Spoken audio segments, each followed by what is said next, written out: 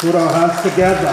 Gĩikaro-inĩ kĩrĩa kĩgiritanĩtie ataaramu na ogĩ a watho hamwe na mabarothi thingira-inĩ wa iregi nĩkuo President William Ruto atambũrũkĩtie mĩto ya bũrũri wa Kenya kũmatha gĩturwa kĩa mũcirithania igoti-inĩ rĩa mabũrũri rĩa macira ma wĩki-naĩ ICC, ndũmĩrĩri ĩrĩa atemanĩtie na ũcamba mũnene akĩendekithia mũcirithania Njoki Ndung'u. Today, Kenya stands before the international community not merely to endorse a candidature, but to strengthen the cause of international justice by presenting one of our most accomplished and distinguished jurists, the Honorable Lady Justice Susan Njoki Ndung'u,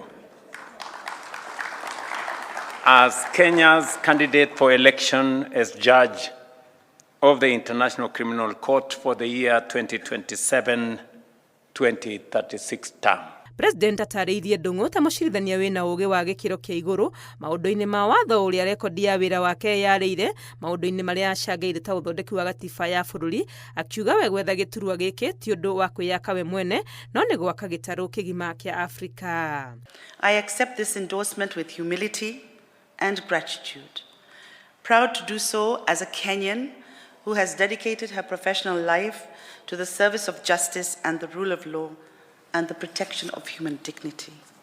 Kenya reviewed her record, reflected on her many years of distinguished service in the legislature, in the Attorney General's office, in the Supreme Court, and considered her lifelong contribution to constitutionalism, gender justice, the protection of the vulnerable, and many other of her contribution.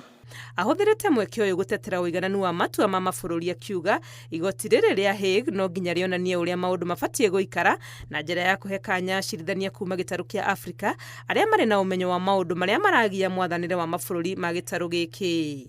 6 judicial positions will be open for election of the court.